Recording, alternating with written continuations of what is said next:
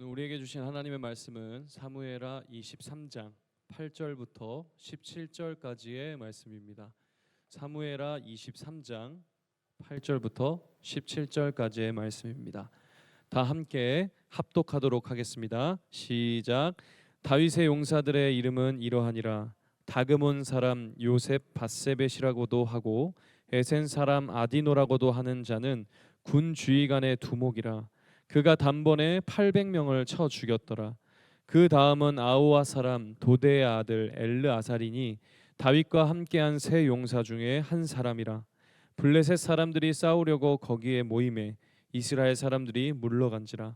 세 용사가 싸움을 도두고 그가 나가서 손이 피곤하여 그의 손이 칼에 붙기까지 블레셋 사람을 치니라. 그날에 여호와께서 크게 이기게 하셨으므로 백성들은 돌아와 그의 뒤를 따라가며 노략할 뿐이었더라. 그 다음은 하랄 사람 아게의 아들 삼마라.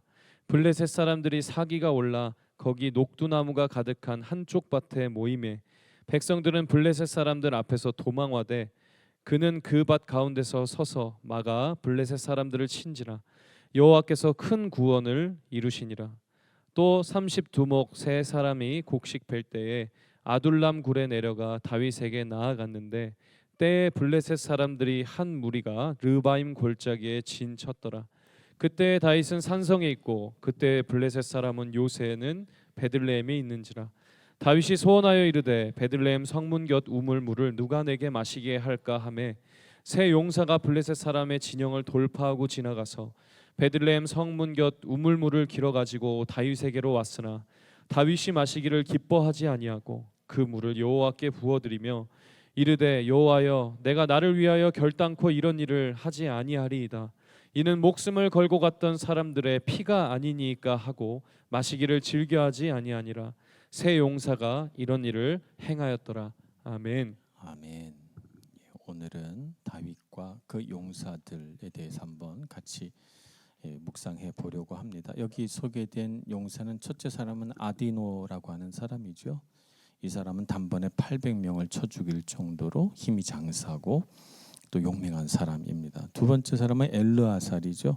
엘르아살은 다윗과 함께한 세 용사 중에 한 사람이라고 했어요. 그죠?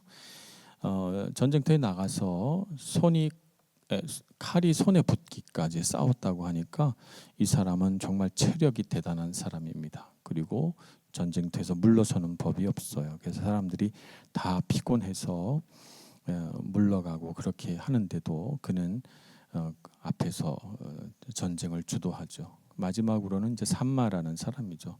삼마라는 사람도 굉장히 용감한 사람이에요. 블레셋 사람들이 녹두나무 가득한 밭에 와서 노력하려고 할 때 이 사람은 마을 사람들의 지원을 전혀 받지 못한 채 혼자 나와서 이 블레셋 사람들을 막아서고, 그래서 그 용기를 보고 마을 사람들도 함께 힘을 합쳐서 블레셋을 물리치는 이런 이야기입니다. 그리고 마지막에 나온 얘기가 이제 세 용사. 이 세 용사가 앞에 나온 아디노, 엘르아살, 삼마, 이 세 사람을 가리키는 것일 수도 있고 또 다른 세 사람을 가리킬 수도 있는데 이름은 나와 있지 않아요. 그런데 추측컨대 앞에 말한 이 세 사람일 가능성이 높다 이렇게 보는 것이죠. 그래서 이 다윗에게는 이런 용사들이 있습니다. 성경을 가만 살펴보면 다윗은 참 사람 복이 많은 사람이에요. 솔로몬 때도 이스라엘이 가장 넓은 땅과 엄청난 부귀영화를 누렸지만 물질적으로 계수해요. 그런데 다윗의 그 말년에 가면 제사장은 이런 사람들이 있고 또 군 지휘관은 이런 사람들이 있고 악기 타는 자, 건축하는 자 등등 해서 기술자들은 또 이런 사람이고 사람들의 목록이 엄청 많이 나와요. 그러니까 다윗 시대의 특징이 뭐냐 하면 우수한 인재들을 발굴해서 그 인재들과 함께 나라를 만들어 간 것이죠. 그래서 사울 첫 번째 왕 시대에는 나라의 규모가 갖추어지지 않았는데 다윗 왕 시대에 와서 각 분야에서 탁월한 사람들을 들어서서 그래서 나라의 규모가 잡히는 거예요.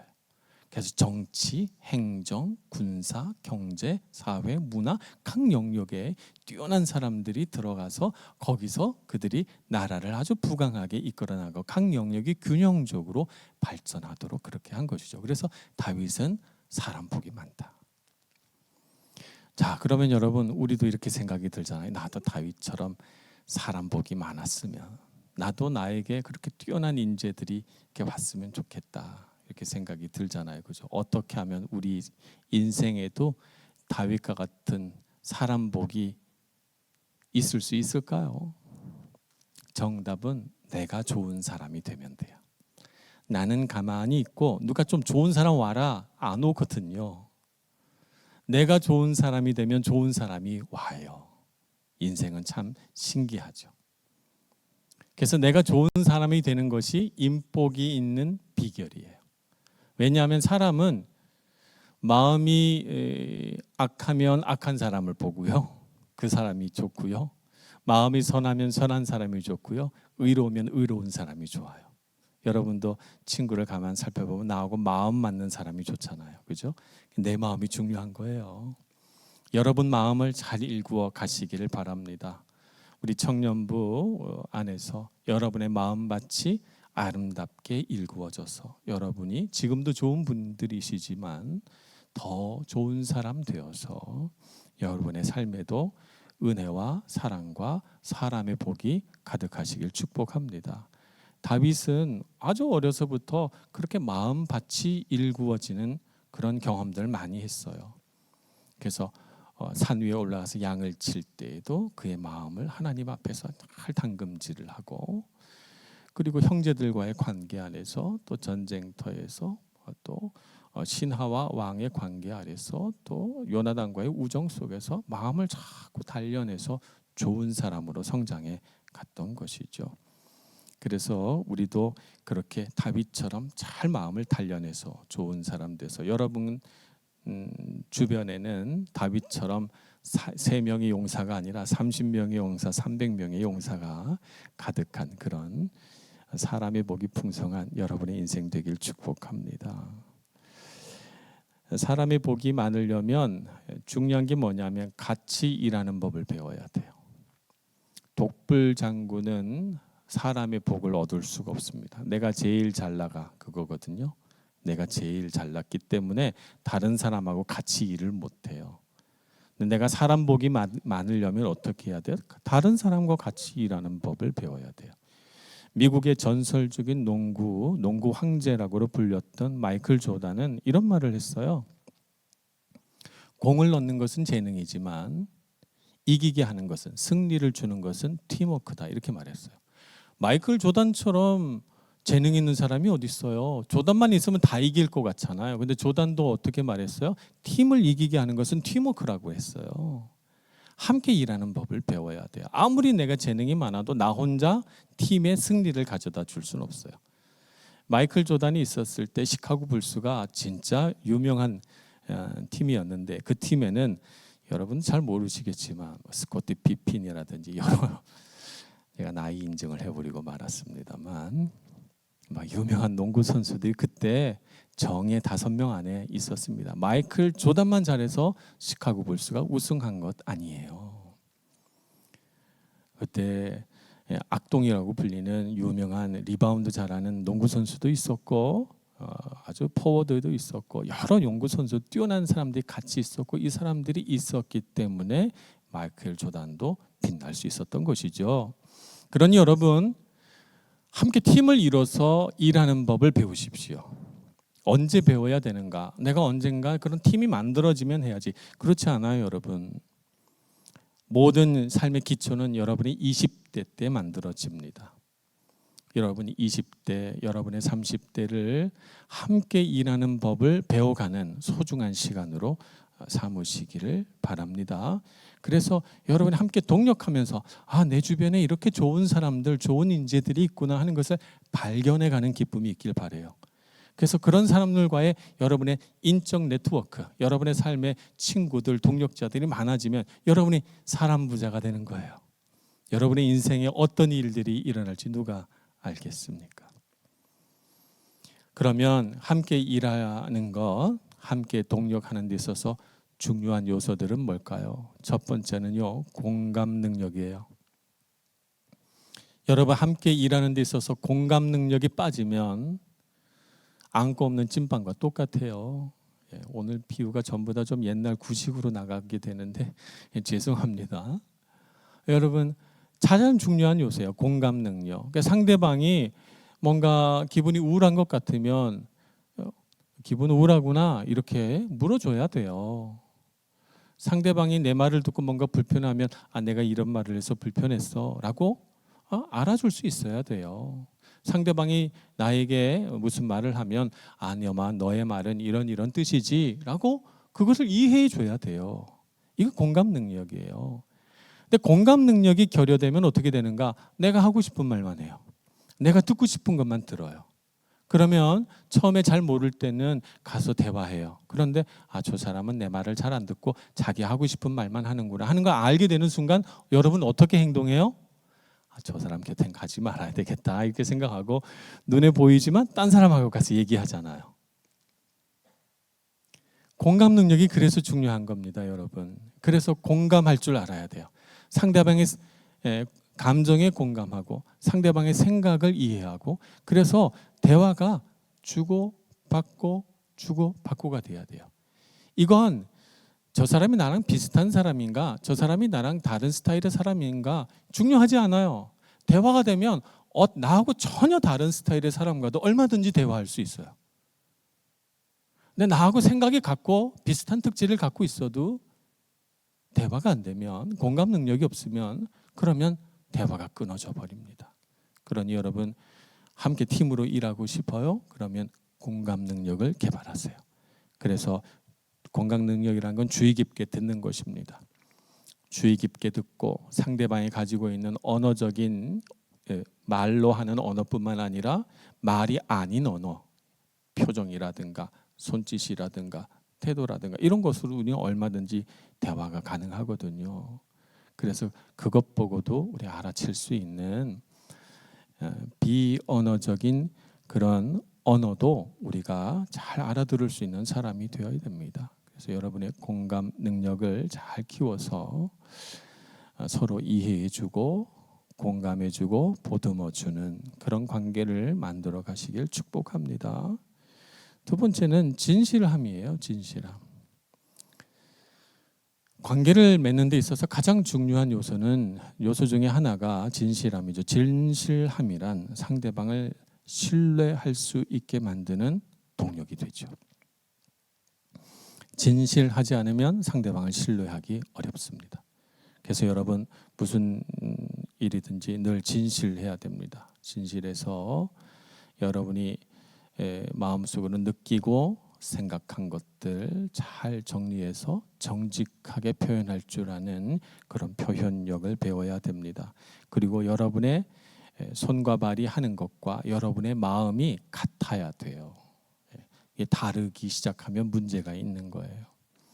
여러분의 표정과 여러분의 마음이 되도록이면 같아야 돼요. 여러분이 정말 친구를 얻기 위하는 곳에서는 말이죠. 물론 얼굴 표정을 바꿔야 할 때도 있어요. 그건 이제 처세술이죠. 처세술로 넘어가면 이제 복잡해지니까 여러분의 진실한 인간관계에는 진실한 표정과 진실한 마음이 같이 가야 됩니다.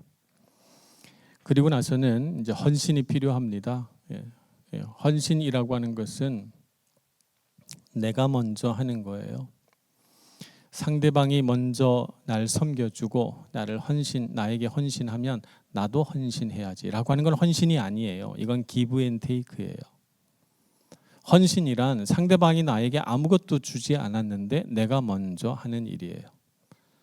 아무런 대가를 바라지 않고 내가 먼저 희생하고 내가 먼저 섬기고 내 것을 주는 것, 그것이 헌신이죠. 헌신이 관계를 깊게 만들고 그 헌신을 통해서 우리는 상대방에 대하여 가치로운 것을 발견하게 돼요. 참 이 사람은 좋은 사람이구나. 이 사람은 나를 참 많이 생각해주고 나를 존중하는구나. 헌신을 통해서 우리는 감동을 받습니다. 오늘 다윗을 위해 물을 기르러 가는 세 용사들의 이야기를 우리가 성경에서 보았습니다. 다윗이 내 고향 베들레헴에 가서 물 좀 떠와라 시키지 않았어요.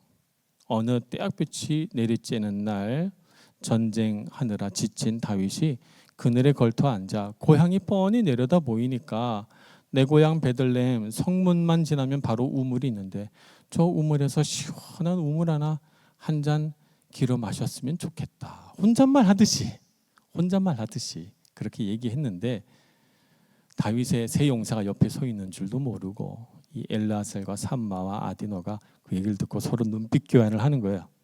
가자. 그래서 이 세 용사가 방패와 칼을 집어들고 생명을 걸고 베들레헴 성문 곁에 있는 샘물을 길어 갖고 옵니다. 블레셋 사람들은 깜짝 놀랐을 거예요. 무슨 배짱으로 세 명이 겨우 물기르러 우리가 지키고 있는 성문까지 왔단 말인가. 깜짝 놀랐을 겁니다. 도대체 이 일이 무슨 일이지? 당황하고 있는 팀의 이 세 용사가 그 곁에 있는 블레셋 병사들을 쳐 죽이고 샘물을 길어 갑니다. 어안이 벙벙했을 거예요. 그죠? 블레셋 사람들이 물을 길어서 땀을 흘리고 피를 흘리며 그러며 이 세 용사가 물을 떠옵니다. 다윗이여, 다윗이 원하는 샘물을 여기 떠왔습니다 하고 그 샘물을 주었을 때 다윗이 얼마나 감동받았을까요? 여러분의 삶에 그런 헌신이 있기를 축복합니다. 헌신은 사람을 얻습니다. 여러분의 삶에 충직한 친구와 깊은 우정을 얻게 만드는 힘이죠. 그래서 여러분 이렇게 다윗의 곁에는 헌신적인 그런 부하들이 있었어요. 그런데 더 놀라운 건 다윗이 그 물을 받고 어떻게 합니까? 그 물을 받아가지고 너무 감동받아서 와 너희들 이렇게 했구나. 역시 내 부하들 최고야. 그러면서 쫙 마시지 않았어요. 아니면 자 우리 나눠서 한 잔씩 마실래? 이렇게 하지 않았어요. 이 세 용사에게 이 물은 귀하지 않아요. 이 물 마시고 싶어서 그런 게 아니라 다윗의 마음이 그들에겐 귀했던 거예요. 다윗이 어떻게 하죠? 그 물을 제단 앞에 가지고 나아가 하나님 앞에 부어드리며 이렇게 말합니다. 하나님이여 이 물은 물이 아니라 물을 기르러 다녀온 저 세 용사의 피입니다. 목숨을 걸고 다녀온 저 세 용사들의 피입니다. 그리고 하나님 앞에 부어드려요. 제가 다윗이 이 말을 하면서 눈물을 흘리지 않았을까 이렇게 상상을 해봤습니다. 여러분 관계를 맺는 데 있어서 제가 뭐 공감 능력도 있고 진실성도 필요하고 헌신도 필요하다 이렇게 말씀을 드렸지만 정말 마지막으로 관계를 맺는 데 있어서 가장 중요한 요소가 뭐냐면 하나님 앞에 부어드리는 마음이에요. 관계에 힘을 주는 가장 중요한 요소이죠. 하나님 없이 관계를 맺게 되면 우리 안에 있는 죄성이 우리를 부딪히게 만듭니다. 우리가 갖고 있는 장점이나 우리가 갖고 있는 재능이나 은사를 보지 않고 우리가 가지고 있는 연약함을 보게 만들어요. 자꾸. 그래서 하나님 없이 관계를 맺으면 관계에 상처가 생기고 관계에 실망이 생깁니다. 실망할 일이 생겨요. 어떤 관계든 말입니다. 그래서 관계 안에는 반드시 하나님이 있어야 돼요. 왜 그런가 하면 관계 안에 하나님을 세워야 우리가 용서가 가능하기 때문이죠. 우리가 살다 보면 내가 실수할 수도 있고 내가 잘못할 수도 있고 상대방이 그럴 수도 있어요. 그런데 용서해야 되잖아요. 그런데 내가 하나님 없이 용서하기란 정말 어렵습니다. 근데 예수 그리스도께서 나를 용서하셨듯이 그분의 몸이 찢기며 나를 용서하셨듯이 나도 저를 용서해야지. 생각하면 용서가 돼요. 주님이 나를 용서하셨으니까 나도 용서해야지. 그러면 용서가 가능한 것이죠. 또 관계는 상대방과 나의 관계를 거룩하게 만드는 힘이 됩니다. 하나님을 관계 안에 세우면 관계를 거룩한 관계로 만들어 갈 수가 있죠. 다윗이 물을 하나님께 부어 드렸어요. 그것이 무슨 뜻일까요? 하나님, 이 세 용사들이 저렇게 나를 위해 희생했으니 하나님 이 물을 받으시고 저 세 용사들의 생명을 지켜주시고 저 용사들이 하나님의 보호하심을 받게 해주세요. 그런 의미 아니겠어요? 그죠? 그래서 관계가 거룩해지는 거예요. 이 세 사람을 자기 사람으로 만드는 게 아니라 하나님의 사람 만들어주는 거죠. 그래서 관계가 거룩해지는 거예요. 사람을 사귀고 만날 때 이 사람을 내 사람 만들려고 하면 내 사람이 안 돼요. 왜냐하면 사람과 사람이 가까워지면 밀착되면 떨어지고 싶어요. 관계 안에서 마찰이 생깁니다.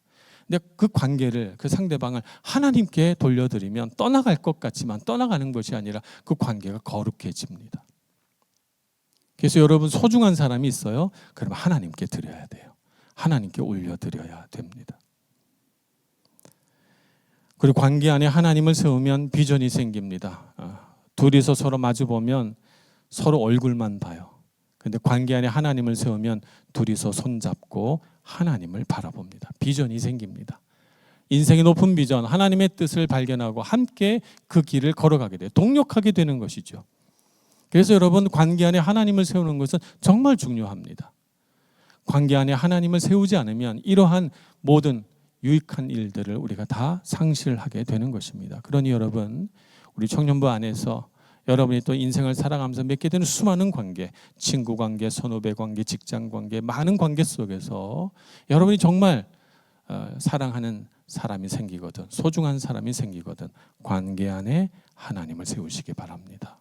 그래서 여러분의 삶에 그렇게 한 사람씩 얻어가는 다윗의 용사 같은 그런 사람들이 30명, 300명, 3,000명으로 늘어나는 인생의 사람이 복이 있는 그런 여러분의 인생이 되시길 축복합니다. 기도하겠습니다. 자비하신 하나님, 우리에게 소중한 사람들을 주시고 그 사람 안에서 하나님의 호흡과 손길을 느끼게 해주셔서 감사합니다. 내 사람 만들지 않고 하나님 사람 되게 하여 주옵소서. 함께 하나님의 나라를 꿈꾸고 함께 하나님의 뜻을 위하여 다름박질하고 함께 섬기고 헌신하며 하나님의 은혜와 그 거룩한 능력을 알아가는 우리 청년부 모든 청년들 되게 해주시고, 그러므로 우리도 다윗처럼 사람으로 인하여 복 있는 인생을 살게 하여 주옵소서. 예수님의 이름으로 기도합니다. 아멘.